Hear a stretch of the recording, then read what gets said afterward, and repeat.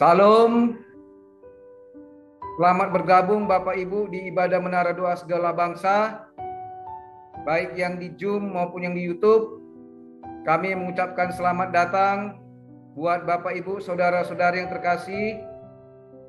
Selanjutnya kita akan mendengarkan firman Tuhan yang akan disampaikan oleh Bapak Pendeta Dr. Immanuel Dun. Pada Bapak Pendeta Dr. Immanuel Dun, kami persilakan Pak. Silakan Pak. Baik. Shalom Bapak Ibu Saudara yang saya kasih dalam Tuhan. Shalom. Shalom. Ya, gimana, sehat semua? Amin. Sehat walafiat. Luar biasa. Sehat. Dahsyat luar biasa. Amin. Banyak pergumulan yang sedang dihadapi bangsa kita. Tentunya Menara Doa akan terus mengupdate persoalan-persoalan bangsa, khususnya berkaitan dengan kesehatan ekonomi. Ini yang menjadi penting bagi pergumulan doa kita di hari-hari ini. Nah, malam ini, saya ingin membawa saudara melihat sebuah pandangan Alkitab mengenai politik. Saya penting mengangkat tema ini bagi kita semua, karena mempertimbangkan sampai hari ini, banyak orang memiliki pemikiran yang keliru tentang politik. Dianggap politik adalah sesuatu yang kotor, yang harus dijauhi dan seterusnya, seperti penyakit sampar. Tetapi di satu sisi, gereja mengalami dilematis ketika menghadapi sebuah persoalan-persoalan politik. Ketika gereja umat Tuhan tidak ada di dalam pengambilan kebijakan secara nasional maupun daerah, maka hasil keputusan-keputusan yang dimunculkan, dilahirkan lewat sebuah kebijakan politik dan hukum sangat tidak berpihak kepada masyarakat termarginal, apalagi masyarakat Kristen. Nah, malam hari ini saya ingin menolong saudara melihat dari sisi pandang Alkitab, khususnya kita akan mengutip hal-hal yang berkaitan dengan Injil dan Roma pasal 13. Jadi tema kita adalah menurut Alkitab, peran gereja dalam politik dan implikasinya. Sebelum kita lanjut, kita berdoa terlebih dahulu. Bapa, bawa kami dalam pengertian yang benar tentang kehidupan yang seimbang. Kami hidup dalam tatanan rohani, iya. Tetapi kami juga hidup dalam satu nilai kebangsaan yang di dalamnya ada hak-hak politik kami sebagai warga negara, hak sipil yang harus kami jaga dan kami pergunakan. Biar keseimbangan ini membuat kami dapat membawa shalom bagi bangsa kami. Di tengah situasi dan keadaan yang kadang-kadang carut marut dalam dunia politik, gereja umat Tuhan terus menyuarakan suara kenabian untuk membawa berita damai sejahtera bagi bangsa ini. Berkati kami dan tolong kami untuk mengerti pandangan-pandangan Alkitab mengenai persoalan peran gereja dalam politik dan implikasinya. Dalam nama Yesus kami berdoa. Amin. Saudara, kalau kita melihat Alkitab merupakan sumber rujukan primer bagi perjalanan hidup kekristenan, maka Alkitab memberikan banyak hal tuntunan bagi kita, baik di perjanjian lama maupun perjanjian baru, mengenai sistem pemerintahan. Dan hari ini gereja ada di bangsa ini. Gereja ada di bangsa-bangsa. Dan gereja memberi peran sangat besar. Kalau saudara perhatikan apa yang sedang terjadi di Eropa hari-hari ini, Amerika, gereja memberi peran cukup besar bagi perkembangan tatanan hidup dan politik. Nah, menurut Alkitab, peran gereja dalam politik dan implikasinya menjadi perhatian kita bersama malam hari ini. Di dalam Roma pasal 13 ayat 1 dan seterusnya saya akan bacakan bagi saudara sebagai sebuah landasan berpikir dan berpijak bagi kita untuk mengelola hati dan pikiran kita melihat damai sejahtera Allah bagi Indonesia. Shalom Tuhan. Dalam Roma pasal 13 ayat 1 saya bacakan, tiap-tiap orang harus takluk kepada pemerintah yang ada di atasnya. Sebab tidak ada pemerintah yang tidak berasal dari Allah. dan pemerintah-pemerintah yang ada ditetapkan oleh Allah. Perhatikan saudara, sebab tidak ada pemerintah yang tidak berasal dari Allah. Ini sebuah kesimpulan pernyataan Allah lewat Paulus yang sangat-sangat luar biasa. Karena situasi penerima firman adalah masyarakat Eropa, masyarakat Kristen Yunani dan Eropa yang sedang mengalami keterdesakan karena perlakuan yang jahat dari Nero. Iman mereka sedang mengalami goncangan. Sebab tidak ada pemerintah yang tidak berasal dari Allah, dan pemerintah-pemerintah yang ada ditetapkan oleh Allah. Ini juga menjadi perhatian kita. Bagaimana pemerintah ditetapkan Allah? Kalau pemerintah itu zalim, kalau pemerintah itu jahat, kalau pemerintah itu melakukan hal-hal yang buruk. Di dalam konteks ketika pasal ini atau kitab ini disampaikan kepada orang percaya. Ayat 2, sebab itu barang siapa melawan pemerintah, ia melawan ketetapan Allah, dan siapa yang melakukannya, ia mendatangkan hukuman atas dirinya. Perhatikan bagaimana gereja pada abad pertama, sekitar tahun 50-an, 60 sampai tahun 70, jemaat diminta untuk tetap menghormati pemerintah. Ayat 3, sebab jika seorang berbuat baik, ia tidak usah takut kepada pemerintah, hanya jika ia berbuat jahat. Maukah kamu hidup tanpa takut terhadap pemerintah? Saudara perhatikan, pemerintah berulang-ulang diberikan tempat yang terhormat dalam perikop ini. Perbuatlah apa yang baik dan kamu akan beroleh pujian daripadanya. Artinya ada dampak, implikasi ketika sebagai rakyat sipil kita memberikan tanggung jawab pada pemerintah, maka pemerintah akan memberikan pujian kepada kita. Ayat 4, karena pemerintah adalah hamba Allah untuk kebaikanmu. Diulang lagi, pemerintah adalah hamba Allah. Tetapi jika engkau berbuat jahat, takutlah akan dia, karena tidak percuma pemerintah menyandang pedang. Otoritas itu bicara. Pemerintah adalah hamba Allah untuk membalaskan murka Allah atas mereka yang berbuat jahat. Artinya kita melihat di sini ada hukum positif, yaitu hukum pidana, hukum perdata yang diberlakukan pada ayat ini. Pemerintah adalah hamba Allah untuk membalaskan murka Allah atas mereka yang berbuat jahat. Artinya ketika ada orang yang melakukan tindak pidana, maka secara hukum orang itu akan mendapatkan perlakuan hukum yang seimbang, diadili, lalu proses keputusan oleh hakim memutuskan dia bersalah atau tidak. Kalau bersalah dia dihukum, kalau tidak bersalah dia dibebaskan dan dikembalikan nama baiknya. Ayat 5, sebab itu perlu kita menaklukkan diri, bukan saja oleh karena murka Allah, tapi juga oleh karena suara hati kita.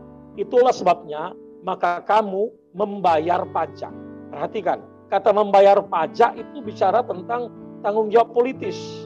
Hak-hak sipil yang menyatakan bahwa kita adalah masyarakat integral dalam sebuah bangsa, khususnya Indonesia. Ketika kita membayar pajak pada bangsa ini, bahwa kita adalah bagian integral dari bangsa ini. Kita adalah orang-orang yang memiliki hak sama seperti yang dimiliki oleh orang-orang lain. Itulah sebabnya maka kamu membayar pajak. Itu bicara soal politik, karena mereka yang mengurus hal itu adalah pelayan-pelayan Allah. Jadi pelayan-pelayan Allah ini adalah orang yang mengembangkan sistem politik dalam sebuah bangsa, untuk mengatur, untuk mengendalikan, untuk menciptakan kebaikan. Ayat 7, bayarlah kepada semua orang apa yang harus kamu bayar. Bayarlah kepada orang yang berhak menerima pajak. Cukai kepada orang yang berhak menerima cukai. Rasa takut kepada orang yang berhak menerima rasa takut. Dan hormat kepada orang yang berhak menerima hormat. Ayat 7 berbicara tentang hak-hak politik kita dalam sebuah bangsa. Hak-hak sipil sebagai warga negara. Nah, saudara-saudara, hari ini tahun 2021. Saat ini saudara persiapan khususnya partai politik. Saya perbaiki dulu. Persiapan partai politik sebagai partai peserta pemilu 2019 yang lalu, mereka sudah menang maupun kalah, mereka juga sedang menyiapkan para perahu politiknya untuk bertarung di Pilpres, Pileg, Pilkada dan seterusnya di 2024 nanti. Artinya hari-hari ini adalah tahun-tahun menggeliat. 2023 nanti menjadi tahun politik. Bagaimana kita mengalami riuh rendah. Semua berita akan mengulas pasangan calon, perorangan, calon kepala daerah, calon presiden dan sebagainya. Apalagi Jokowi akan selesai 2024 ini dan tidak lagi dapat 2023 ya. Tidak dapat lagi menjadi peserta Pilpres. Nah, sementara saudara partai-partai baru saya ikuti beritanya, mereka selalu mengadakan konsolidasi, persiapan untuk mengikuti verifikasi Depkumham, mendaftarkan diri sebagai partai politik itu di Depkumham. Setelah itu mereka akan masuk pada verifikasi faktual oleh KPU menjelang Pileg 2023. Artinya 2022 mereka tahun depan mereka harus dinyatakan sebagai peserta pemilu. Ini sedang hangat, saudara. Mereka bergerak ke sana kemari. Saya tidak tahu bagaimana konsentrasi Anda terhadap situasi ini. Saya sering diminta menjadi peserta, narasumber, pembicara untuk mendiskusikan mengenai partai-partai politik baru. Nah, lalu calon presiden, calon gubernur, calon bupati, wali kota sedang ambil ancang-ancang membangun komunikasi dengan konstituen, lalu mulai mereka mensosialisasikan program-program mereka ke depan. Dari Jawa Tengah muncul nama-nama, dari Jakarta muncul nama, dan seterusnya. Bagi kita itu sah. Kenapa? Negara hukum yang memiliki suasana politik pemilihan presiden dan seterusnya per 5 tahun sekali, maka itu menjadi sesuatu yang sangat jamak. Nah, saudara-saudara, dalam pilpres, dalam pileg, pilkada, memberikan mendukung sesuatu yang umum. Kita lihat di media sosial, di koran-koran, bahkan di pamflet, spanduk-spanduk di mana-mana, di mobil-mobil ditempel segala macam. Tetapi saudara, kalau kita bicara soal politik, seringkali gereja menganggap sesuatu politik adalah sesuatu yang kotor, yang tidak bisa didekati. Tetapi faktanya saudara, kalau saudara kumpulkan berita-berita, sudah temukan banyak gereja-gereja, para pendeta atau para pemimpin pelayanan dalam satu pelayanan gereja, mereka memberikan dukungan kepada calon tertentu, pada pasangan tertentu. Mereka menjadi mercusuar doa bagi kelompok-kelompok tertentu. Kalau di Sumatera Utara sangat jamak, saudara. Terjadi polarisasi. Pendeta yang kumpul ke sana berdoa untuk calon yang A dan B. Lalu pendeta kumpul ke sana untuk calon C dan seterusnya. Sehingga terjadi sedikit ketegangan dalam komunikasi. Kalau kita berbicara bahwa gereja jauh dari politik, tapi faktanya sampai hari ini, gereja, pemimpin gereja, orang-orang percaya banyak bermain pada wilayah itu. Bagaimana pandangan gereja terhadap berita ini? Bagaimana pandangan saudara terhadap situasi ini?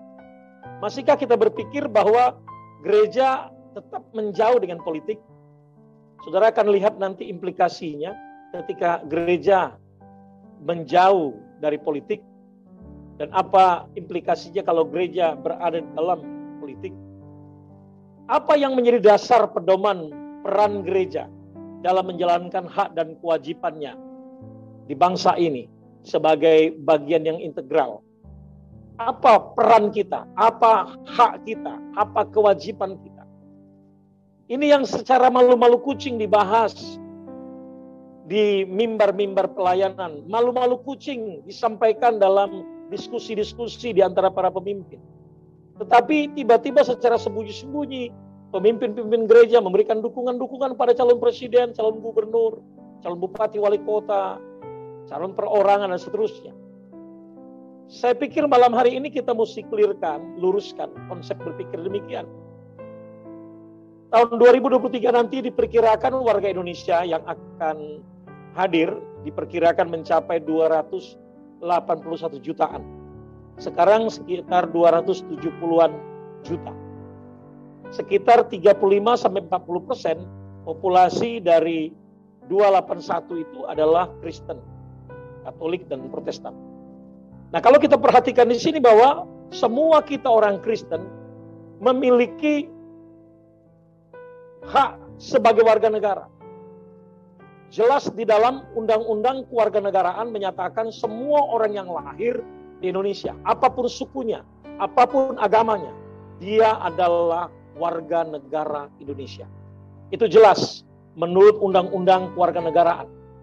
Artinya Bapak Ibu yang ada di Zoom, yang ada di YouTube, yang mendengar program ini, Anda punya hak yang sama. Anda punya hak politik, Anda berhak menentukan pilihan politik saudara. Tidak bisa lagi diberhanggus, tidak bisa dihentikan. Sebagai warga negara yang baik, saudara dan saya harus menyalurkan hak politik kita dalam menentukan pemimpin di tingkat nasional, presiden, di tingkat provinsi, kabupaten, kota, lewat partai politik, lewat perorangan. Gereja, warga negara yang baik, harus menyalurkan aspirasi politiknya untuk menentukan pemimpin-pemimpin yang akan memimpin ke depan. Kalau sudah kita perhatikan dalam pilpres, pileg, dan sebagainya, dalam tanda kutip kita menemukan perebutan kekuasaan, dalam tanda kutip ya, antara anak bangsa agar menentukan arah politik dan kebijakan suatu daerah atau suatu bangsa. Sehingga akhirnya kita melihat terjadi polarisasi dalam kelompok-kelompok. 2019 kelompok Jokowi memenangkan, kelompok Prabowo kalah. Sehingga akhirnya Jokowi dengan kerendahan hati bersedia menerima Bapak Prabowo sebagai Menhan sekarang untuk menjaga stabilitas politik. Itu biasa. Itu biasa. Nah, karenanya mari kita tumbuh menjadi dewasa untuk menentukan dan melihat bahwa orang-orang yang terpilih dalam sistem pemerintahan kita, mereka lah pengambil kebijakan yang menentukan arah hukum dan politik di Indonesia. Presiden yang terpilih adalah eksekutif yang bersifat nasional. Beliau akan menentukan keputusan-putusan politik secara nasional. Dan itu akan menentukan hidup matinya satu komunitas. Akan menentukan arah kebijakan satu keputusan negara. Jadi saudara menentukan siapa presiden akan mempengaruhi menjadi seperti apa ke depan bangsa itu. Kalau presiden yang terpilih adalah presiden yang keras, otoriter, maka terjadilah proses-proses orde baru. Segala sesuatu menjadi sulit. Memang segala kebutuhan dengan murah kita dapatkan. Tetapi hak politik manusia mengalami tekanan yang luar biasa. DPR, legislatif, kebijakan untuk membuat undang-undang bersama presiden. Ini pun penting.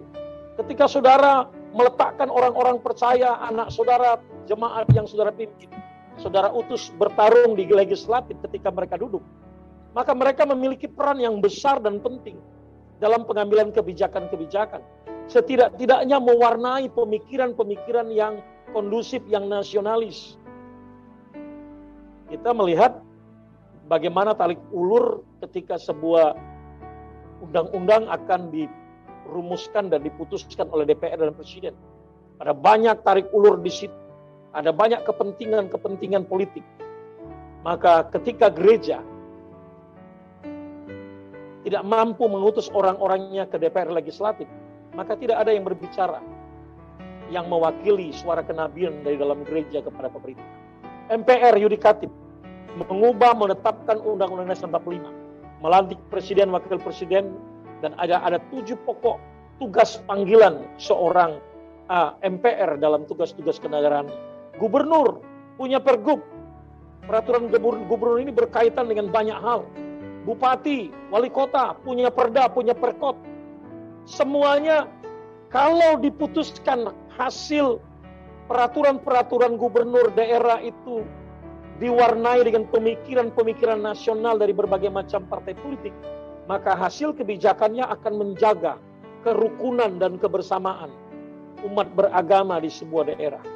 Tapi faktanya kita temukan ada 400 perda yang sudah diputuskan dan ternyata bermasalah dengan undang-undang di atasnya. Bahkan bermasalah dengan Undang-Undang Dasar 1945.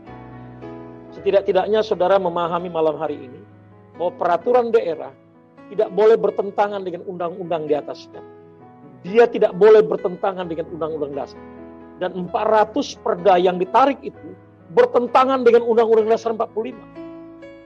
Itulah mukadimah, itulah kehidupan sebuah payung hukum yang memayungi kita. Kalau payung hukum yang memayungi kita, Undang-Undang Dasar 45 ditabrak oleh perda, dan perda itu lebih banyak memberikan tekanan kepada hal-hal yang bersifat anarkis, kekerasan, penghambatan, kehidupan yang bertentangan dengan kehidupan kemajemukan, maka intoleransi itu akan menjadi bibit yang merusak daerah, bahkan bangsa sekalipun. Hampir-hampir saja kita dirusak. Pilkada DKI Jakarta yang lalu, bagaimana isu agama, mayat, isu orang, ngeri sekali saudara. Itu dipergunakan untuk membuat pengelompokan, seakan-akan dunia ini hanya kelompok orang ini saja. Akibat dari apa? Dari pemimpinnya, DPR-nya, kelompok komunitasnya, mayoritas dikuasai oleh orang-orang tertentu. Jadi saudara perhatikan bahwa gereja memiliki tanggung jawab. Tidak saja memiliki tanggung jawab rohani berdoa dan melayani orang-orang bertemu dengan Tuhan. Tetapi sebagai anak bangsa, kita harus menjaga nilai kesatuan, kebersamaan bangsa ini. Kita adalah warga sipil yang berhak. Kita bagian dari integrasi bangsa ini. Maka kita harus berperan dalam dunia politik dan hukum sosial, kemasyarakatan. Tersebar di semua titik. Agar kita mengambil peran kita. Dan kita memberikan sumbangsi bagi pemikiran, bagi suasana nasionalisme yang terus berkembang di bangsa ini. Nah, malam ini kita mengulas masalah penelitian tentang pandangan politik Alkitab, khususnya kitab Injil dan kitab Roma. Dan bagaimana implikasinya bagi peran gereja dalam pusaran politik di Indonesia. Jadi saudara-saudara, apa yang saya sampaikan malam ini membahas secara teologis tentang pandangan yang setuju dan yang tidak setuju bahwa gereja harus terlibat dalam politik di tanah air. Tujuan sharing ini adalah untuk menjelaskan pemahaman politik Alkitab dan implikasinya bagi peran gereja, bagi tugas-tugas kita di bangsa ini. Jadi kesimpulan sharing nanti kita akan melihat bagaimana pandangan politik Alkitab bahwa gereja harus menjalankan hak dan kewajiban sebagai warga negara menurut pandangan politik kitab Injil dan kitab Roma. Ada pandangannya itu. Ya, karena kita kurang menggali, kadang-kadang kita berpikir, apa itu? Gereja bukan anti pluralistik. Bahwa pluralistik kenyataan hidup manusia yang berdampingan. Gereja bukan anti pluralistik sehingga kita tidak mendukung kebebasan warganya berpolitik. Tidak. Gereja cair dalam hal ini. Implikasi peran gereja secara nyata bahwa gereja secara individual dapat menjadi politis atau dapat menjadi politikus. Sedangkan gereja secara institusional tidak berpolitik praktis. Ya. Jadi secara individual gereja dapat menjadi politikus. Gereja di sini bicara tentang orang-orang. Jadi gereja secara institusional, secara kelembagaan tidak berpolitik praktis. Namun gereja tetap aktif menjalankan fungsi kontrol. Nah, perhatikan kata fungsi kontrol. Ini penting. Fungsi kontrol ini berkaitan dengan suara kenabian, menyampaikan himpun pendapat, mendorong pemikiran-pemikiran nasionalis kepada pihak-pihak yang sedang mengembangkan atau memimpin bangsa ini. Perlu ada fungsi sosial kontrol, melakukan suara kenabian di tengah-tengah bangsa dan negara Indonesia. Mengapa hal itu penting? Kalau kita melihat perjanjian lama, di tengah-tengah sistem teokrasi, raja-raja Israel dan Yehuda memimpin, tetap saja ada nabi yang berbicara kepada mereka. Yeremia adalah nabi tangisan air mata yang selalu menyampaikan dengan penuh kesungguhan fungsi sosial kontrol dalam kenabian agar pelaksana pemerintah pada perjanjian lama mengindahkan konsep pemikiran yang benar tentang pelayanan publik, pelayanan kepada masyarakat, khususnya Israel. Nah, saudara, latar belakang masalah yang sedang kita hadapi di bangsa kita hari ini sebagai warga negara, kehidupan orang Kristen tidak terlepas dari kehidupan berbangsa negara. Walaupun Anda bersembunyi di rumah, Anda tidak mau peduli, Anda matikan TV, Anda matikan radio, Anda tidak bersosial media, Anda sebagai warga negara. Kehidupan saudara sebagai orang percaya adalah kehidupan berbangsa dan bernegara. Ada hak-hak sipilmu. Ya, ketika orang Kristen memiliki hak dan tanggung jawab di dalam gereja, maka perhatikan dalam waktu yang sama, orang Kristen itu memiliki hak dan tanggung jawab sebagai warga negara. Saya ulangi, ketika Anda sebagai warga gereja memiliki hak dan tanggung jawab dalam gereja, melayani dan dilayani. Tapi pada waktu yang sama, Anda juga memiliki hak dan tanggung jawab sebagai warga negara. Ini yang perlu kita perhatikan. Jadilah warga negara yang baik. Paulus dalam ayat-ayat yang sudah kita baca berkata, bayarlah pajak kepada orang yang harus engkau bayarkan. Perlakukanlah yang baik kepada orang-orang yang apa yang harus Anda lakukan. Di situ dijelaskan tentang hak dan tanggung jawab kita. Yang menjadi persoalan kita adalah bagaimana orang Kristen menempatkan posisinya dalam situasi yang demikian. Kadang-kadang politik Indonesia ini kadang-kadang mencair, kadang-kadang mengkristal keras, kadang-kadang penuh dengan kekerasan. Dari zaman Soekarno kita melihat cukup cair, ke zaman Soeharto Orde Baru terjadi penghambatan terhadap demokrasi sehingga ada dikenal istilah pada waktu itu demokrasi terpimpin. Demokrasi terpimpin. Jadi demokrasi dipimpin oleh Bapak Soeharto dengan teman-teman. Lalu terjadilah perubahan-perubahan sampai hari ini. Nah, saudara-saudara, umat Tuhan harus memperhatikan dinamika ini. Di mana hubungan gereja dan negara tidak terlepas dari masalah, bahkan sudah ada sejak lama ketika gereja menghadapi tekanan. Tetapi ketika gereja juga pada abad-abad yang keempat menjadi agama resmi negara di Makedonia, di Eropa, itu pun menjadi sebuah persoalan hukum, persoalan yang sangat besar. Dari sejak abad keempat sampai abad yang ke-15, gereja masuk dalam masa kegelapan.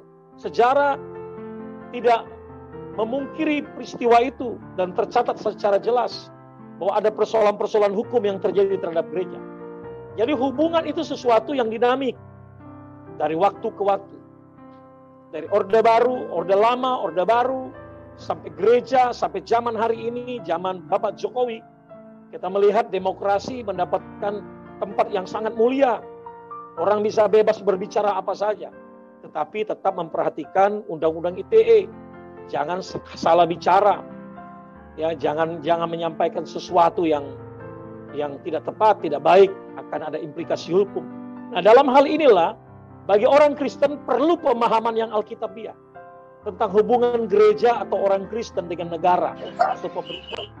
Jadi pada prinsipnya gereja memahami kehadirannya adalah sebagai garam dan terang di dunia ini dalam Matius pasal 5, 13 sampai 14. Itu gambaran tentang kehidupan kekristenan. Pada satu sisi dia menjadi jemaat, menjadi bagian integral dalam gereja, memiliki hak dan tanggung jawab. Di sisi yang lain, dia tinggal di bangsa ini memiliki tanggung jawab sebagai garam dan terang. Dasar inilah yang mewarnai semua misi, semua sikap, semua aktivitas, semua pelayanan gereja di dalam dunia ini sebagai terang, sebagai garam dan terang. Bagaimana kita dalam berbagai kegiatan, dalam berbagai kehidupan, kita menyatakan terang Kristus kepada banyak orang. Bukankah ada sistem pemerintahan yang sedang berkembang hari-hari ini? Bahwa juga ada orang-orang Kristen yang duduk di antara mereka. Dan mereka juga sedang melakukan hal-hal yang disebut dengan menjadi terang dan garam. Tapi tidak cukup banyak dari mereka yang duduk di sana dan yang memberikan pengaruh cukup besar. Seharusnya ada lebih banyak lagi orang-orang percaya didorong masuk dalam sistem pemerintahan agar dapat turut mengambil kebijakan-kebijakan negara. Saya masih ingat tahun 2006, pada waktu itu sebuah rancangan undang-undang tentang bank yang sangat mengganggu kehidupan masyarakat yang luas. Pada waktu itu PKB yang masih dipimpin oleh Gus Dur bersama PDS, bersama partai-partai nasionalis yang lain menolak. Tapi partai-partai yang ada yang lain yang lebih besar jumlahnya menerima. Dan hasilnya seperti yang kita lihat hari-hari ini. Artinya niat baik saja tidak cukup. Harus ada akumulasi dukungan partai politik dalam pengambilan kebijakan. Dan mereka itu terdiri dari siapa? Masyarakat, orang-orang dari berbagai macam agama dan keyakinan. Gereja harus mendorong sebanyak-banyaknya orang terlibat dalam dunia hukum, politik, sosial, pendidikan, kesehatan, agar memberikan rasa dan warna dalam pengambilan kebijakan. Apa yang kita lihat hari-hari ini mengenai GKI Yasmin, wali kota setempat kota tersebut mengeluarkan sebuah kebijakan katanya memberikan tanah hibah untuk pembangunan gereja GKI Yasmin. Kalau kita tidak mengerti hukum, tidak mengerti persoalan-persoalan hukum, maka kita menganggap itu sesuatu yang sangat baik. Tapi kalau kita melihat dari sisi hukum, bahwa itu keputusan yang melanggar, menciderai hukum. Karena GKI Yasmin telah menang 2 kali dalam pengadilan sampai ke pengadilan terakhir yang disebut dengan keputusan inkrah. Artinya, Mahkamah Agung telah memutuskan bahwa GKI Yasmin menang. Maka pemerintah Kota Bekasi seharusnya segera seharusnya segera mengawal keputusan itu dan mengizinkan GKI Yasmin mendapatkan hak-haknya. Itu keputusan hukum. Tetapi saudara perhatikan, keputusan hukum oleh pemerintah pusat maupun daerah zaman SBY dulu diintervensi dalam kebijakan politik. Artinya sebuah keputusan hukum yang inkrah sekalipun bagi kelompok minoritas yang tidak punya kekuatan suara di tingkat DPR, pusat dan daerah menjadi lemah ketika itu dibawa kepada wilayah politik. Maka akhirnya keputusan yang kita terima hari ini bahwa GKI Yasmin mendapatkan tanah hibah untuk membangun. Tetapi sampai hari ini GKI Yasmin tidak menerima. Kenapa? Karena mereka mengatakan secara hukum kami sudah menang. Harusnya negara ini beritikat baik menolong supaya kebijakan keputusan itu dapat dieksekusi di tingkat Kota Bekasi. Nah, ini sebagai sebuah contoh. Sebuah proses hukum yang sudah dilewati dengan begitu melelahkan, panjang, akhirnya dimentahkan oleh sebuah kebijakan politik. Jadi saudara perhatikan, banyak keputusan-keputusan undang-undang yang dilahirkan atau undang-undang itu dilahirkan dengan kebijakan-kebijakan politik. Dan seringkali politik saling menerima, saling memberi. Sangat berbahaya. Isi-isi pasal-pasal dalam ayat-ayatnya sangat berbahaya bagi kehidupan berbangsa bernegara sesuai dengan semangat Pancasila. Nah, sekarang saudara kita lihat bagaimana kekristenan pada zaman Paulus. Ketika Roma pasal 13 itu dituliskan dalam ilham Roh Kudus. Kita membandingkan kekristenan zaman Yesus pada abad pertama dengan nanti apa yang sedang terjadi pada zaman kita, juga pada zaman rasul-rasul. Yang pertama, pemerintahan Roma menjajah Israel. Mereka melakukan kejahatan luar biasa. Lalu tunduk kepada hukum Romawi. Semua orang-orang Yahudi, semua orang-orang yang dibawa kekuasaan Roma, tunduk pada peradilan Romawi, tunduk pada hukum Musa, orang-orang yang hidup pada zaman Taurat, hukum moral, sunat, penyucian diri. Tetapi di situ kita belum melihat partisipasi politik yang dikembangkan oleh orang-orang Kristen abad-abad pertama. Mengapa? Karena mereka di Kisah Rasul pasal 8, ketika gereja berkembang secara pesat, fitnah-fitnah diberikan kepada orang-orang Kristen. Bahwa orang Kristen melakukan pembunuhan dengan makan tubuh dan darah manusia. Kristen dianggap kanibal karena perjamuan kudus. Kristen yang tadinya berasal dari orang-orang Yahudi yang melakukan ibadah pada setiap hari Sabat Sabtu, tiba-tiba mengubah konsep ibadah menjadi Minggu. Dan bukan cuma Sabtu, menjadi Minggu. Dan itu bagi orang-orang Yahudi adalah pengkhianatan terhadap Yahudi.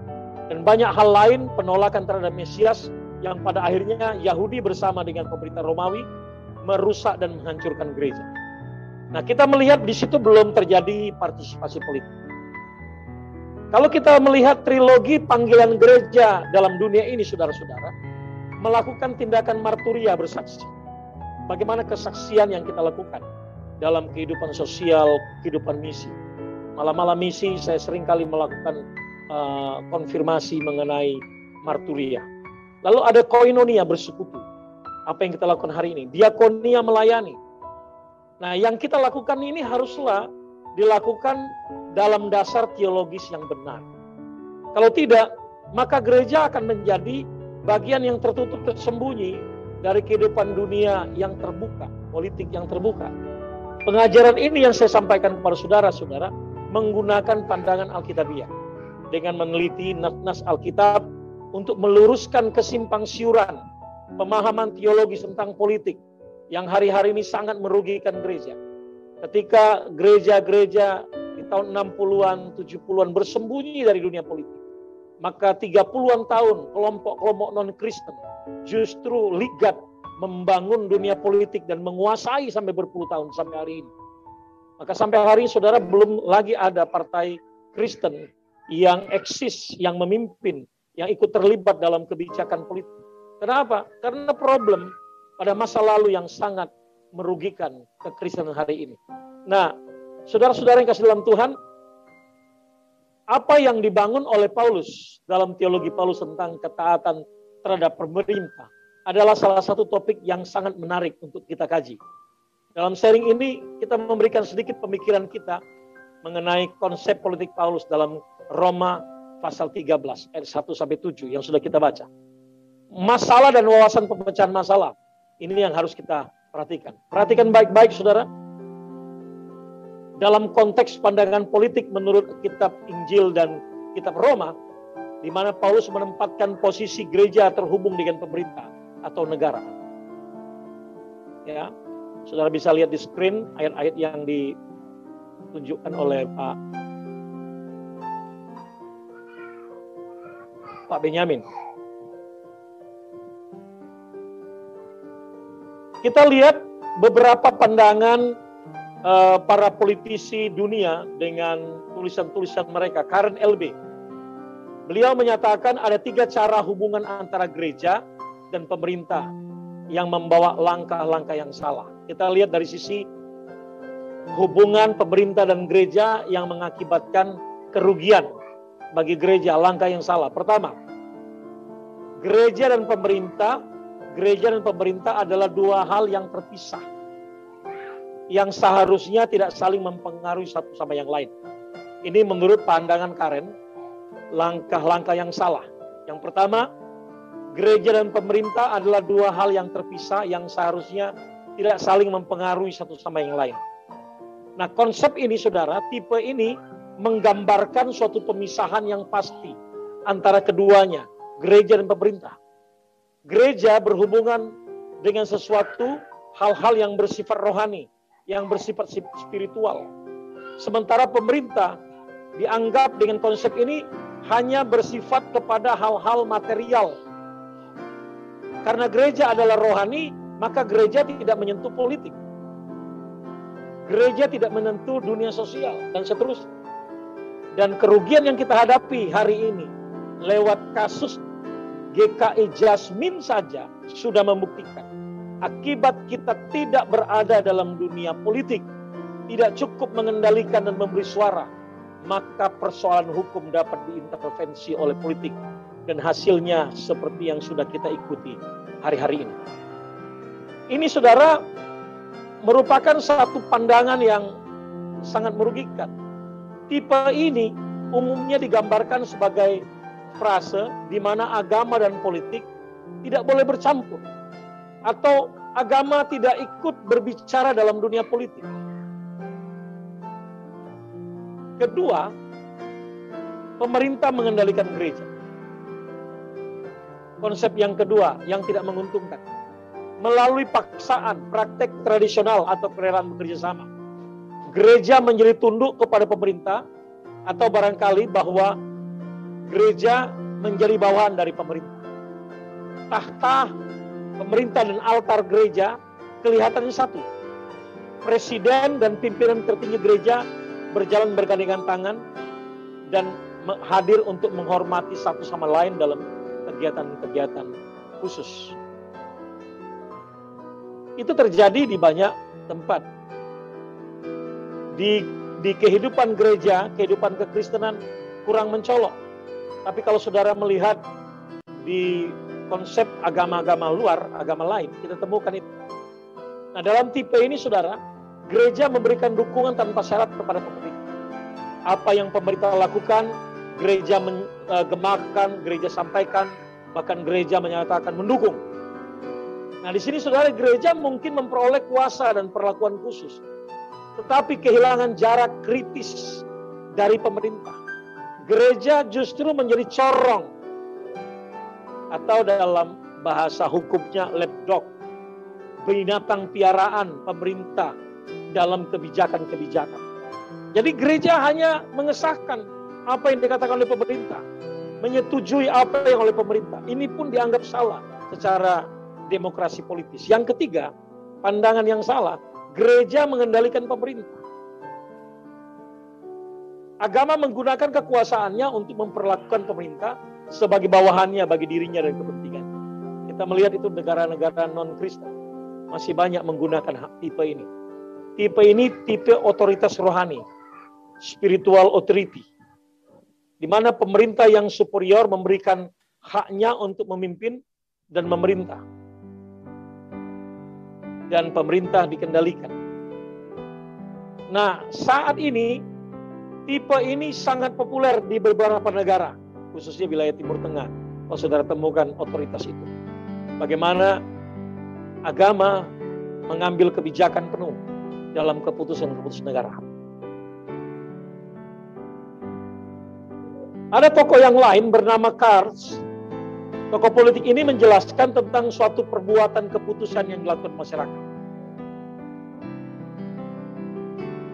Kart mengatakan bahwa politik adalah pengambilan kolektif atau pembuatan kebijakan-kebijakan publik oleh seluruh masyarakat. Jadi dia beranggapan bahwa masyarakat itu diikutsertakan dalam pengambilan kebijakan. Di Indonesia mengenal dengan istilah trias politika. Ada legislatif, ada eksekutif, ada yudikatif. Ada presiden, ada DPR, ada MPR. Bahkan ditambah lagi dengan apa sih yang ada sekarang yang dipilih di daerah-daerah? DPD, Pak. DPD, ya terima kasih. DPD. Nah, saudara-saudara, trias politika itu mengajar kita bahwa ada peran gereja membutuhkan suatu rumusan yang tepat dalam mengambil keputusan. Maka dalam hal ini gereja mencoba merumuskan bagaimana berdasarkan pandangan kitab Injil dan kitab Roma. Dan apa implikasinya bagi gereja ketika gereja berperan dan gereja tidak berperan. Nah, peranan gereja dalam menyikapi masalah yang terjadi sangat dibutuhkan untuk menghadirkan tanda-tanda shalom Allah bagi dunia ini melalui politik. Kita tidak bisa membiarkan politik itu dikendalikan oleh orang-orang yang tidak percaya. Oleh orang-orang dengan kelompok semangat kekerasan, semangat perpecahan. Kita sudah melihat bagaimana tekanan-tekanan yang terjadi dalam 10 tahun terakhir ini. Kenapa? Karena orang-orang percaya menjauh dari politik. Menjauh dari pusaran-pusaran politik, pusaran hukum, pusaran-pusaran legislatif, yudikatif. Dan kalau ada cuma segelintir, dan yang segelintir itu pun terbawa oleh arus. Saudara, kita perlu mendorong gereja dan umat Tuhan memahami ini. Dunia politik selama ini dianggap sebagai hal yang tabu, sehingga harus dijauhi. Saya masih ingat ketika kita bergerak dalam mendirikan partai politik, berjuang untuk menyampaikan suara kenabian, betapa tidak mudah menerobos cara berpikir orang-orang percaya yang sudah tertutup dengan situasi apatis. Jangan berpolitik, politik itu kotor. Politik itu tidak kotor, yang kotor pelakunya, Bapak Ibu. Paulus menegaskan dalam Roma pasal 13 ayat 1 sampai 7, tugas umat Kristen di dunia ini adalah melayani dunia ini, membawa shalom. Ya, perhatikan, bukan gereja menjauhkan dirinya dari pengambilan kebijakan negara, bukan gereja menjauh dari titik-titik penting dalam perjalanan kehidupan berbangsa dan negara. Pancasila diganggu, kebinekaan diganggu. Kita bersyukur Masih ada partai-partai nasionalis yang berjuang bagi kepentingan dan keutuhan bangsa. Kalau sempat ini digerogoti dan dilemahkan, maka Indonesia akan tinggal sejarah. Lihat Uni Soviet terpecah menjadi serpihan-serpihan kecil karena tidak ada nilai yang menyatukan. Kita punya Pancasila, kita punya kebinekaan, perekat yang sangat kuat.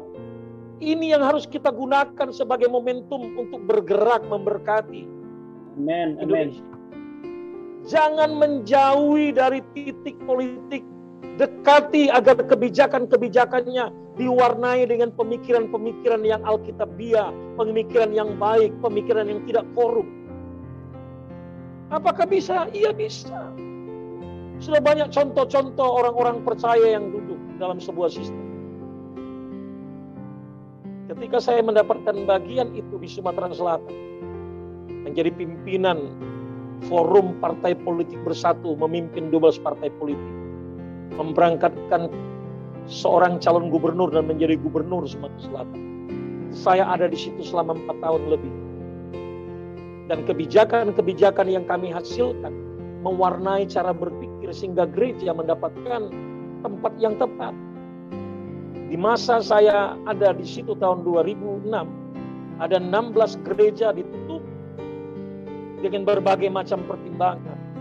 Bahkan ada satu gereja yang sudah dibangun 20 tahun, besar, tidak bisa digunakan karena alasan satu orang yang tidak menerima keberadaan di gereja di daerah itu. Jaraknya 3 jalan aspal di depan gereja, jalan aspal kedua, jalan aspal ketiga, cukup jauh. Dia merasa terganggu dengan kehadiran gereja. Masyarakat sekitar menyetujui dan menandatangani. Hanya oleh satu orang yang tidak setuju, maka mereka mulai melakukan tekanan-tekanan kepada pemerintah, menggunakan alat negara, mengambil tindakan politik untuk menutup.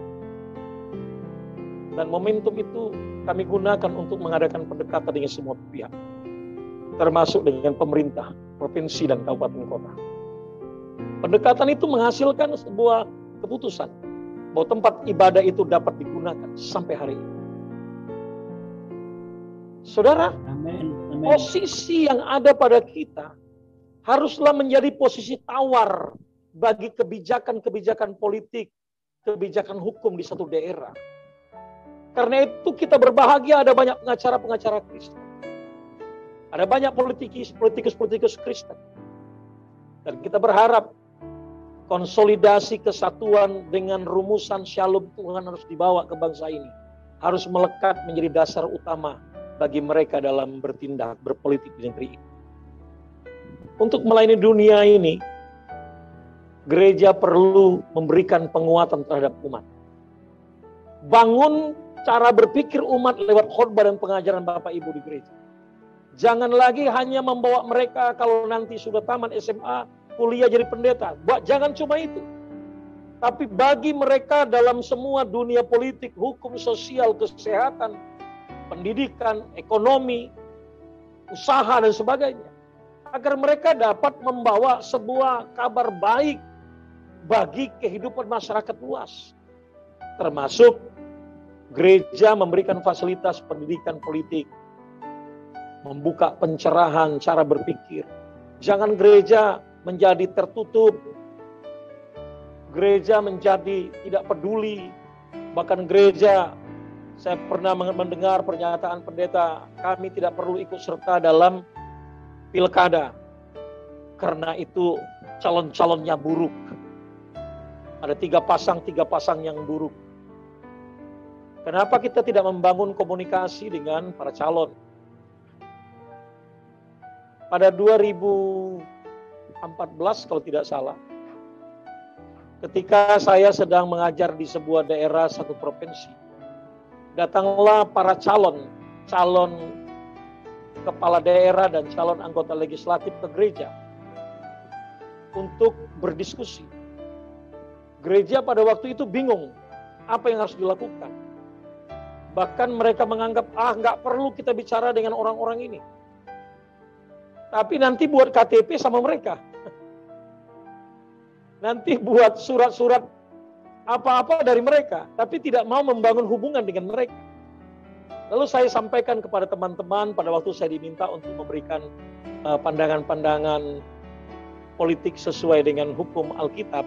Saya sampaikan kepada mereka, kalau ada 3 pasang mereka ada di kota saudara, mereka sedang bertarung dan mereka minta pandangan gereja, biarkan mereka hadir, kita mendengar mereka dan kita mendoakan mereka. Jadi kalau satu pasang yang datang, lalu kita sediakan satu fasilitas di ruang pertemuan mana, mereka menyampaikan visi misinya, kita mendengar mereka, dan kita mendoakan mereka untuk keberhasilannya. Sambil juga kita masukkan pemikiran-pemikiran kita. Maka akhirnya 3 pasang itu datang secara bergantian di ruang yang dikhususkan untuk berbicara, dan gereja memberikan respon, dan gereja memberikan doa dan dukungan, padahal mereka semuanya 3 pasang itu non-Kristen. Tapi ketika salah satu pasangan itu menang dan duduk, dia merasa bahwa gereja menerima dia. Gereja mendoakan dia. Dan dia merasa bahwa gereja memperhatikan dia. Dan hasilnya komunikasi gereja dengan pemerintah yang terpilih menjadi bagus di tempat itu. Saya pernah mengikuti pertemuan mereka untuk audiensi dengan pemerintah yang terpilih, bupati yang terpilih. Dan bupati itu menyampaikan terima kasih yang tidak terhingga bagi warga Kristen yang memberikan dukungan kepada dia. Soal nanti dukungan itu mencair kemana-mana, tapi ada pernyataan gereja untuk mendoakan bagi para calon. Ini saudara, ini konsep pendekatan yang baik. Gereja tidak berpolitik secara institusional, tetapi orang-orangnya dapat dorong terlibat. Dan tidak ada salahnya bagi kita, bagi gereja, berdoa bagi calon-calon, agar mereka juga mengerti bahwa mereka harus hidup berdampingan dengan orang-orang dengan agama yang berbeda. Saudara perkuat, di beberapa daerah-daerah saudara, seperti di Papua, kelompok agama non-Kristen sekarang lebih banyak mengirim tenaga dokter kesehatan ke sana. Karena Papua daerah yang sangat membutuhkan perhatian kesehatan, banyak penyakit. Dan mereka peka, mereka mengirim banyak dokter dan banyak perawat. Secara perlahan mereka mendekati, mereka orang-orang itu, warga Kristen itu dengan pendekatan-pendekatan agama. Dan hasilnya, kita melihat begitu banyak orang-orang dari kepala-kepala suku mulai meninggalkan Yesus. Saudara, kita harus perhatikan hak dan kewajiban kita sebagai warga negara sesuai dengan Undang-Undang 1945. Gereja sebagai tempat dan instrumen yang mengajarkan hal-hal baik, membentuk karakter, membentuk etika, hingga menuntun umat ke dalam kebenaran menuju pada kehidupan kekal. Ini adalah keunggulan yang ada di dalam gereja. Bagaimana gereja mengkhotbahkan, mengajarkan hal-hal yang luar biasa, pembentukan karakter, etika hidup, bagaimana membangun dan menjaga nilai kebenaran. Seharusnya orang-orang yang hebat itu, yang unggul, Anda berangkatkan ke bidang-bidang eksekutif, legislatif, yudikat, agar pada waktunya mereka akan memberikan sebuah pengaruh. Saudara, sekitar tahun 89, kami berkumpul di sebuah tempat di wilayah Bogor, ada kurang lebih 100 pendeta, membahas politik terkini beberapa bulan sebelum Bapak Soeharto mengundurkan diri. Kami mengadakan pertemuan dan mengadakan penelitian tentang situasi terkini. Dan hasil percakapan para pendeta pada waktu itu merumuskan bahwa harus ada gerakan doa sesegeranya membangun kekuatan menjaga Indonesia, karena dapat saja hal buruk terjadi pada Indonesia. Itu sebelum Soeharto lengser. Ya. Lalu yang kedua, segera mempersiapkan orang-orang terbaik duduk di pemerintahan. Kenapa? Karena kelompok garis keras ternyata tahun 89 itu 30 tahun sebelumnya mereka telah memberangkatkan orang-orang mereka mengikuti pendidikan sampai ke luar negeri, ambil program S3, dan kembali mereka menyusup masuk dalam TNI Polri, dalam PNS, dalam sistem pemerintahan. Dan mereka sudah sangat kuat pada zaman Soeharto. Dan ketika Soeharto turun, mereka naik dan mereka mempengaruhi Indonesia. Kita terlambat. Gereja selalu terlambat. Mengapa? Karena gereja menjauh dari dunia politik. Politik dianggap sesuatu yang kotor. Padahal kalau kita melihat kata politik secara etimologi, berasal dari kata politikos. Politikos. Politikos itu berarti dari dan untuk kita, atau yang berkaitan dengan warga negara. Politikos atau yang kita terjemahkan menjadi politik adalah proses pembentukan pembagian kekuasaan dalam masyarakat. Antara lain mewujudkan proses pembuatan keputusan, khususnya dalam negara. Jadi proses mewujudkan kepemimpinan, membuat keputusan. Dan karena itulah, karena politik itu adalah sebuah kebijakan yang dilahirkan secara bersama, maka politik adalah seni dan ilmu untuk meraih kekuasaan secara konstitusional. Bahkan politik juga dapat meraih kekuasaan dengan cara non-konstitusional. Banyak negara-negara yang mengalami kudeta, peralihan, itu Thailand itu paling banyak mengalami hal seperti itu. Jadi politik itu adalah seni dan ilmu untuk meraih kekuasaan secara konstitusional. Kenapa kita tidak terlibat di dalam hal-hal yang bersifat sahih, dapat digunakan? Kenapa gereja menjauh? Kenapa kita tidak mengirim orang-orang kita? Iya, saya tahu. Ada luka-luka politis yang lahir, yang terpendam dari tahun 60-an, tahun 50-an. Saya tahu. G30 SPKI pada waktu itu telah memberikan luka yang dalam bagi satu kelompok komunitas. Saya paham. Karena orang tua kami pada zaman itu mengangkat anak orang-orang Tionghoa puluhan sampai 42 orang diangkat menjadi anak karena luka batin yang terjadi pada peristiwa G30 SPKI. Saya paham. Kenapa banyak rumah-rumah tertutup dengan tali besi, tertutup dan komunitas kurang mencair, terjadi polarisasi dalam komunitas. Saya juga paham. Karena persoalan-persoalan politik yang pernah terjadi. Tetapi saudara, kita harus tahu bahwa saatnya bagi kita harus bangkit, harus keluar dari situasi itu. Kalau tidak, sekali lagi saya ulang, GKI Yasmin akan terulang dalam semua keputusan-keputusan hukum dapat diintervensi oleh keputusan politik. Dan kalau itu terjadi, maka semakin berat tekanan yang dialami oleh gereja. Dan hal itu terjadi bukan saja bicara soal persetujuan Allah dalam hal ini, tetapi karena ketidakmampuan kita membaca situasi. Gagal kita memberikan pemikiran untuk majunya sebuah kehidupan.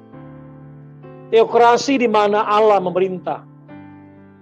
Demokrasi adalah pemerintahan yang dilakukan secara bersama-sama. Konsep Indonesia teokrasi menuntut kepatuhan untuk kita melakukan segala sesuatu dengan baik. Nah, saudara, secara latar belakang bahwa kitab Roma pasal 13 itu dilatar belakangi dengan sistem pemerintahan Kaisar Nero yang kejam. Tahun 64 itu peristiwanya sampai tahun 74, kurang lebih 10 tahun. Nero memimpin sebagai kaisar yang sangat kejam dan dia sangat anti kepada orang Kristen. Pada awalnya dia tidak. Dia baik kepada Kristen, tetapi karena orang-orang Yahudi mulai menghasut dan persoalan-persoalan mulai muncul sehingga terjadi persoalan itu. Petrus dan Paulus mati dalam masa pemerintahan itu. Nero memfitnah bahwa orang Kristen membakar kota Roma. Dengan kelicikannya, Nero menghasut orang-orang Roma untuk menyerang, membunuh, memberantas orang Kristen. Akibatnya, orang Kristen dihukum mati secara kejam, diadu dengan binatang, dimasukkan ke dalam sumur, dibakar, digoreng hidup-hidup, digantung, dibelah. Pada masa Paulus, orang Kristen di Roma menghadapi masa penghambaan yang sangat mengerikan. Nah, terhadap penindasan itu, jemaat orang Kristen yang ada di Eropa, di Roma, dan di Israel menjadi apatis. Sehingga mereka lebih memfokuskan tentang kedatangan Yesus yang kedua kali. Mereka rindu Yesus datang segera. Kenapa? Tidak sanggup lagi hidup dalam dunia. Dan itu sesuatu yang wajar. Sehingga lahirlah lagu-lagu yang kita nyanyikan tahun 60-an. Jamah sekarang berjagalah. Lihat dunia bergelora, kedengaran sini sana, banyak kabar menggemparkan, berlindunglah dalam sabda Allah. Situasi yang dihadapi oleh orang-orang Kristen pada waktu itu membuat mereka bilang, Tuhan datanglah segera, Tuhan datanglah segera. Tapi Paulus yang melihat ke depan justru tidak menganggap keapatisan itu sebagai satu keadaan yang membuat dia tidak berbicara apa-apa. Tapi justru Paulus ingin keluar, membawa jemaat dari situasi yang temporer, situasi yang sesaat, di mana gereja mengalami aniaya dan perlakuan yang jahat.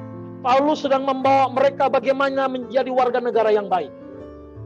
Saudara bayangkan, ilham Roh Kudus menyatakan ayat-ayat dalam Roma pasal yang ke-13 itu sangat bertentangan situasinya dengan perilaku pemerintah terhadap mereka.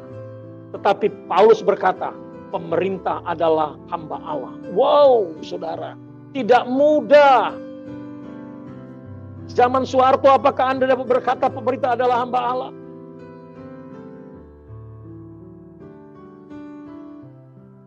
Zaman Bapak Jokowi banyak hal, kemudahan-kemudahan yang kita dapat. Demokrasi sangat cair.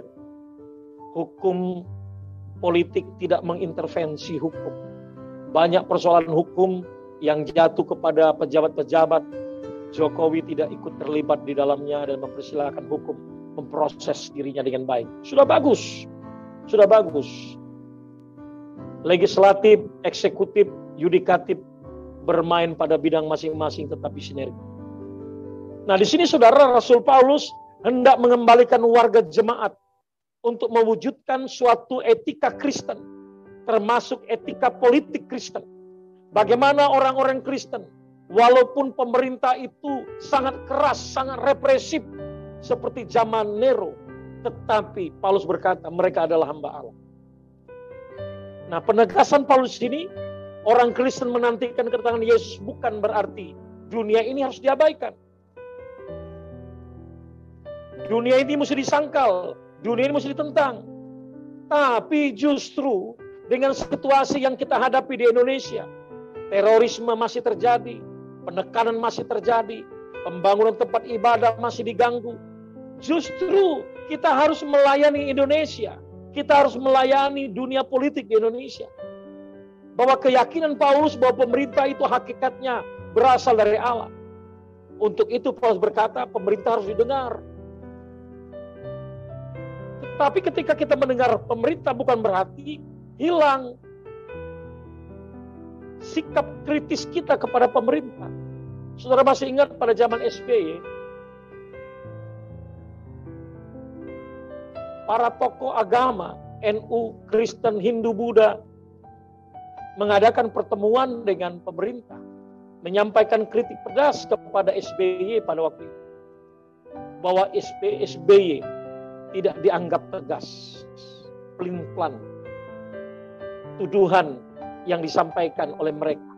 Dan tokoh-tokoh agama itu menyampaikan pagi hari. Sorenya SBY langsung mengambil sikap untuk segera mengadakan pertemuan dengan mereka di Istana Negara. Artinya, dalam dunia politik, kekristenan harus tetap kritis. Harus tetap memberikan perhatian. Kenapa? Karena orang Kristen adalah bagian dari integral bangsa ini. Dan semua kita memiliki hak yang sama secara hukum. Equality before the law. Bahwa setiap orang sama kedudukannya di depan hukum. Nah, kenapa kita tidak melihat pernyataan hukum equality before the law ini sebagai sebuah pijakan bagi kita untuk berbicara? Saya masuk di dunia ini, saudara. Sebagai seorang pendeta, saya kuliah lagi waktu itu. Ambil lagi jurusan hukum. Terlibat di dalam hukum. Saya bergabung dengan HAPI, Himpunan Advokat Pengacara Indonesia. Saya bergerak dalam dunia advokasi mediasi. Untuk apa? Memperjelas tanggung jawab dan hak kita. Ada banyak hak-hak orang-orang percaya termarginal hilang. Kenapa? Karena tidak ada orang-orang yang memahami hukum, yang cinta hukum, berani berjuang untuk kepentingan mereka. Di sini kita melihat bagaimana Paulus menegaskan agar umat tidak mengabaikan dunia ini dengan kondisi sesulit apapun. Tetapi Paulus mendorong agar semua orang percaya berusaha menciptakan tatanan dunia yang adil dan damai. Termasuk Paulus katakan menciptakan suasana politik yang bersih, yang egaliter. Yang egaliter itu maksudnya seseorang harus diperlakukan sama, egaliter. Secara sosial, secara agama, secara politik, secara budaya, egaliter. Kita harus secara egaliter berdiri sama dengan masyarakat agama apapun. Karena itulah equality before the law ini menjadi satu pijakan hukum yang kuat bagi kita. Saya tanya kepada saudara-saudara di Zoom ini, apakah ada di antara Bapak Ibu saudara-saudara anaknya ada diberangkatkan menjadi politikus, sosial, hukum, pendidikan, agama, bisnis untuk membangun ekonomi Indonesia? Apakah ada? Haruslah ada. Dan kalau mereka keluar negeri kuliah, bahwa mereka kembali. Saya tahu gambaran mereka gajinya kecil, situasi tekanan dan segala macam terjadi. Tapi kalau kita tidak mengorbankan sesuatu untuk membawa shalom Tuhan lewat politik, sosial dan hukum, kapan kita melihat kemenangan dan kemerdekaan hukum politik atas segala penindasan? Gereja mengalami situasi itu dari waktu ke waktu. Tetapi gereja harus menggeliat dan keluar, memberikan peran. Jadi saudara, teologi Paulus tentang ketaatan terhadap pemerintah tidak terlepas dari konteks masyarakat Roma saat itu. Paulus memberikan tentang ketaatan dalam konteks imperium Romawi yang kafir, pemerintah dan aparatnya, sebagai hamba Allah. Wow, orang yang membunuh orang Kristen disebut hamba Allah. Pemerintahan yang korup, pemerintahan yang jahat disebut hamba Allah. Yang dimaksudkan oleh Paulus di situ adalah bagaimana kita mengambil peran bersama-sama untuk hadir di sana membawa damai sejahtera bagi mereka. Jadi saudara yang kekasih dalam Tuhan, di dalam pasal 27 ayat 1 Undang-Undang Dasar 45 menegaskan semua warga negara bersamaan kedudukannya di dalam hukum. Artinya semua warga negara harus diperlakukan adil oleh aparat penegak hukum dan pemerintah. Apakah itu sudah terjadi? Belum secara menyeluruh. Seringkali pengerusakan gereja, aparat hanya memandang dari jauh dan tidak dapat berbuat apa-apa. Ketika orang-orang Kristen dikeluarkan dari tempat ibadahnya dengan menangis, aparat hanya menonton dan tidak dapat berbuat apa-apa. Equality before the law, apakah sudah menjadi satu alat negara untuk dapat memimpin setiap orang? Belum. Mengapa? Karena perimbangan antara orang percaya dengan non-percaya dalam setiap posisi masih dikuasai oleh kelompok-kelompok yang punya hati yang tidak baik. Karena itu mari saudara, mari kita bangun kehidupan hukum dan politik ini. Maka pada bagian akhir ini saya mau katakan kepada saudara,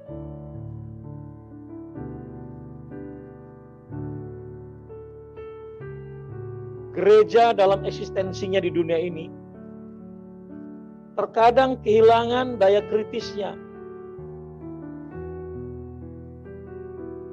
dalam menyikapi persoalan-persoalan yang terjadi. Gereja tidak pernah atau tidak melakukan tanggung jawab mediasi, advokasi kepada pemerintah. Walaupun mungkin terjadi di beberapa provinsi, kabupaten, kota yang mayoritas Kristen. Komunikasi itu tegur-menegur, mengingatkan mungkin terjadi. Tetapi jarang kita temukan di sistem pemerintahan mayoritas agama non-Kristen. Orang-orang percaya dan gereja mau mendiskusikan hal-hal yang memberatkan, hukum yang memberatkan bagi komunitas. Saya berada di sebuah kota bersama dengan para pemimpin gereja. Pada suatu saat ada paksaan untuk sekolah-sekolah Kristen harus membangun tempat ibadah non-Kristen. Dan saudara, persoalan itu tidak mudah diatasi. Karena pada waktu itu gerakan-gerakan kelompok garis keras itu memimpin di DPR, MPR, di pemerintahan provinsi, kabupaten, kota. Sehingga mereka mendorong dan sedikit menekan agar sekolah-sekolah Kristen harus membangun tempat ibadah bagi orang-orang non-Kristen. Padahal itu adalah sekolah-sekolah khusus yang diatur dalam undang-undang kita. Bahwa sekolah khusus memiliki ciri hal khusus. Dan setiap orang yang ikut sekolah itu harus mengikuti peraturan yang ada secara khusus di tempat itu. Tidak bisa membawa peraturan dari luar. Tetapi mereka tidak mau, mereka paksakan. Dan pada waktu itu kami mendiskusikan itu secara hangat. Saya diundang oleh radio, berbicara di radio, memberikan pandangan, memberikan advokasi, mediasi secara hukum, pandangan gereja, sikap gereja terhadap situasi bangsa dan kota. Dan kami juga berdialog dengan pihak DPRD setempat. Kami berdialog dengan pemerintah daerah setempat. Kami diundang datang dan kami datang ke media cetak, elektronik tempat percetakan. Kami datang bicara dengan redaksi majalah setempat, memberikan pemikiran-pemikiran kami. Sehingga pemikiran kami diterima lalu ditulis pandangan-pandangan kita. Sehingga masyarakat luas dapat membaca dan mengerti bahwa apa yang dipaksakan di kota itu sebetulnya tidak pas, tidak bisa digunakan. Dan akhirnya secara perlahan tapi pasti desakan itu pun melemah. Dan akhirnya tidak terjadi sampai hari ini. Padahal di tempat itu sangat minoritas. Tetapi kami yang hadir yang memiliki pemahaman ini harus membawa shalom kepada situasi dan kondisi masyarakat kota itu. Kami harus berjuang. Apakah ada intimidasi? Iya. Ada tekanan? Iya.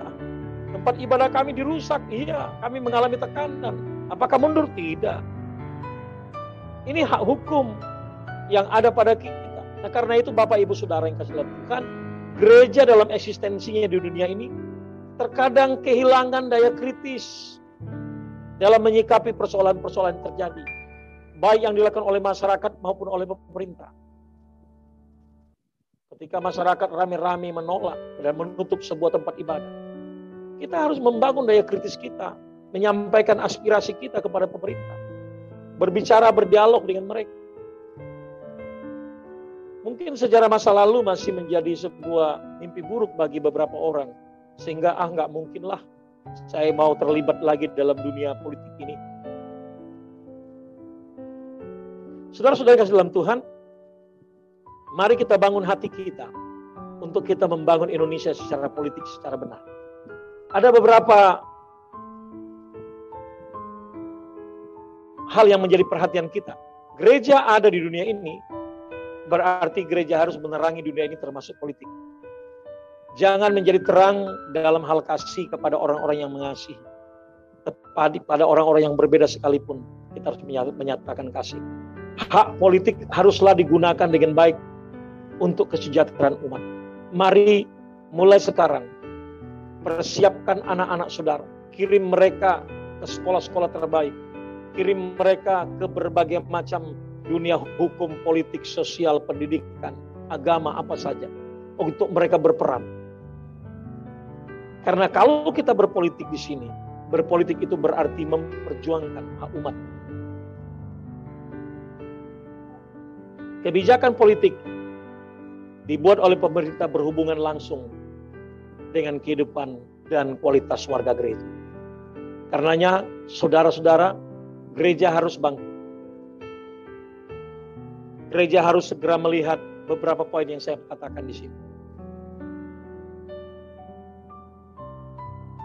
Sebuah saran bagi gereja. Gereja pertama, gereja harus ada dalam proses perumusan kebijakan publik. Gereja harus hadir. Baik secara kelembagaan institusi, memberikan masukan-masukan, memberikan saran-saran kritik, maupun secara perorangan, duduk di pemerintahan.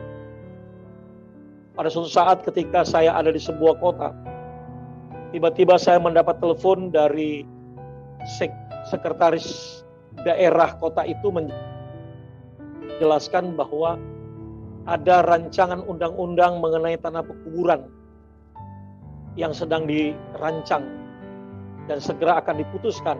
Dia bilang, Pak Pendeta, masa gereja tidak memberikan informasi masukan padahal ini berkaitan terhadap putusan pembangunan tempat pemakaman Kristen. Kok gereja tidak hadir? saya segera pergi, saya mengambil bandel yang tebal itu, isinya draft rancangan peraturan daerah mengenai tanah pekuburan. Saya pelajari beberapa saat dan saya temukan banyak kejanggalan, hal-hal yang tidak sesuai dengan peraturan undang-undang di atasnya.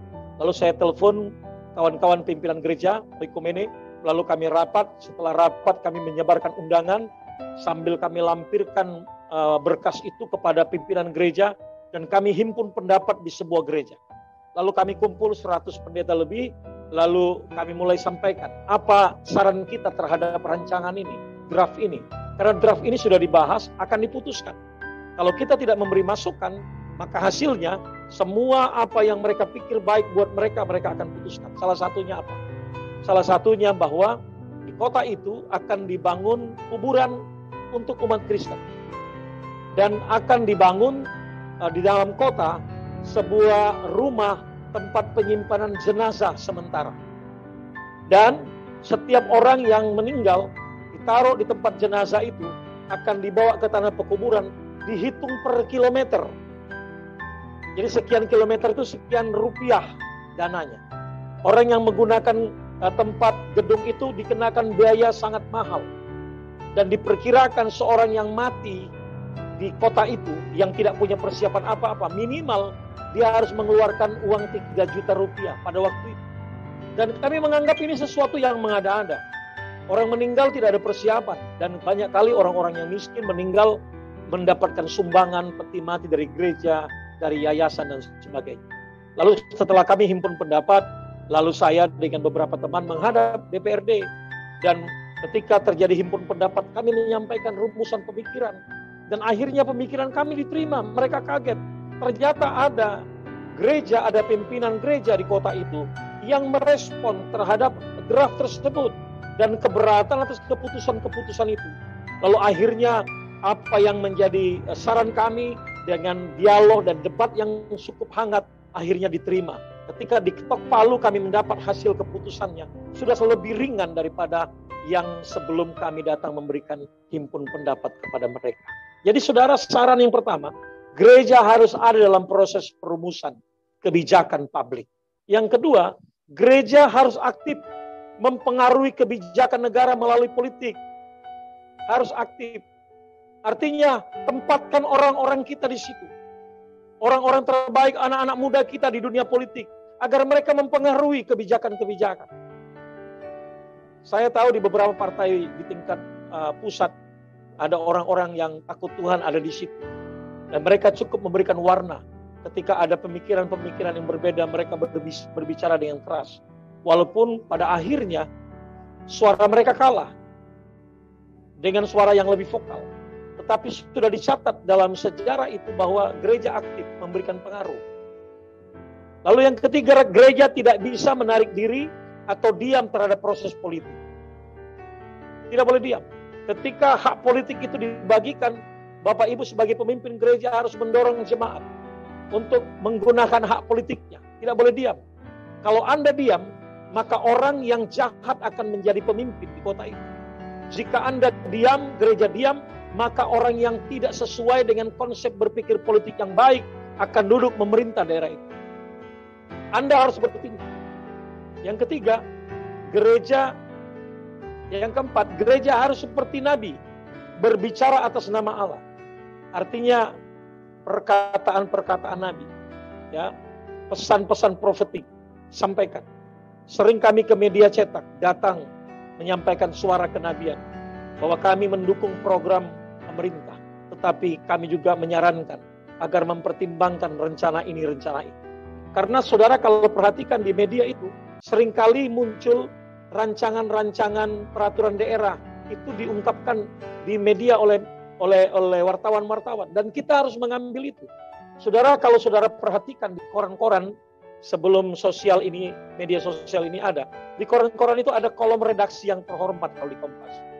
Ada kolom apa itu ya? Ada kolom pendapat atau seperti itulah. Nah, saudara dapat memberikan tulisan. Tulisan itu mungkin 70 kata, saudara bisa menulis, saudara bisa kirim ke redaksinya, redakturnya. Saya sering begitu ketika menemukan kebijakan-kebijakan pemerintah daerah yang kira-kira tidak cukup ramah dengan semua orang, saya menulis. Dan seringkali tulisan saya itu diterima dalam redaksi yang terhormat, dibaca. Dan semua orang, oh ada pemikiran dari Pak Pendeta Immanuel Ndun, bahwa dia tidak menerima, tidak menyetujui konsep ini. Setidak-tidaknya pemikiran kita itu dilihat, didengar orang, bahwa ada orang yang mau berbeda dengan konsep yang salah itu. Gereja harus seperti Nabi berbicara dengan suara kenabian. Ya, kita berdoa udah tepat, membangun menara doa sudah luar biasa. Tetapi memberikan tindakan-tindakan seperti ini juga sangat penting. Gereja harus memberikan, yang kelima, memberitakan nilai-nilai etika yang memperkaya bangsa. Saudara bisa lihat, misalnya pembabatan hutan. Di Riau membabi buta dengan cara pembakaran hutan. Sehingga terjadilah gelap gulita sampai ke Singapura, Malaysia, kena asap. Dan kita sesak napas, sakit ispa. Gereja yang ada di Riau harus berbicara. Kepada pemerintah datang rame-rame para pendeta menyampaikan pendapatnya. Supaya negara juga mendengar bahwa gereja itu berperan aktif. Jangan semua terjadi diam. Gereja menghadapi problem diam. Gereja bangsa sedang menghadapi pergumulan, gereja diam. Sebetulnya gereja ini makhluk apa sih? Tidak berperan aktif, tidak hadir di tengah-tengah situasi bangsa. Gereja harus berani tegas, konstruktif dan inovatif. Terima kasih Pak. Amin. Amin. Terhadap korupsi, ketidakadilan, kesewenang-wenangan penguasa. Harus berani berbicara. Harus. Gereja harus menjadi garam dan terang dalam lingkungan, baik dalam masyarakat dan pemerintah. Nah, jika saran-saran ini menjadi bagian dari pemikiran kita, dan gereja harus hadir dengan menyatakan fungsi tugasnya sebagai garam dan terang, maka hari ini kita harus memberangkatkan anak-anak kita, keluarga kita, pada bidang hukum, politik, sosial, pendidikan, kesehatan, ekonomi, agar mereka mewarnai Indonesia. Sehingga pada akhirnya ketika kebijakan-kebijakan hukum diputuskan, betul-betul hukum yang adil. Ketika kebijakan politik yang dilepaskan, betul-betul politik, tidak politik pencitraan, tidak politik mengambil hati kelompok tertentu, tapi betul-betul untuk kemaslahatan masyarakat luas. Biar kiranya kebenaran mengenai sikap politik yang dibangun oleh Paulus dalam kitab Roma pasal 13 ayat 7 mewarnai dan memberikan sikap tegas bagi kita untuk hadir di bangsa ini dan memberkati bangsa ini dengan politik, sosial, hukum yang baik bagi mereka sekalian. Mari kita berdoa. Inilah kami Tuhan, kami dibukakan kembali dengan pengertian tentang politik. Politik bukan sesuatu yang jahat. Politik adalah upaya bersama untuk mengambil kebijakan dan keputusan membangun kehidupan secara bersama-sama. Kami tahu politik baik. Jika ada orang-orang yang melakukan hal yang jahat, yang kotor, sehingga politik menjadi sesuatu yang ajang kejahatan, maka kami harus memberikan orang-orang terbaik kami untuk mengubah situasi dan keadaan. GKI Yasmin telah menjadi contoh bagi kami hari ini. Betapa keputusan hukum yang sudah inkrah oleh MA ternyata tidak dipandang sebagai sebuah keputusan yang menjadi payung hukum, yang menjadi pedang bagi kabupaten kota untuk mengambil kebijakan. Sehingga lahirlah situasi hari-hari ini yang sangat mencemaskan kami. Kenapa hal ini terjadi? Karena gereja menjauh dari dunia politik dan hukum. Biar kiranya kesadaran kami dibukakan hari ini. Dan mulai saat ini kami berjuang untuk kemaslahatan, untuk kesejahteraan kami bersama. Terpujilah Engkau Tuhan, dalam nama Yesus kami berdoa. Haleluya. Amin.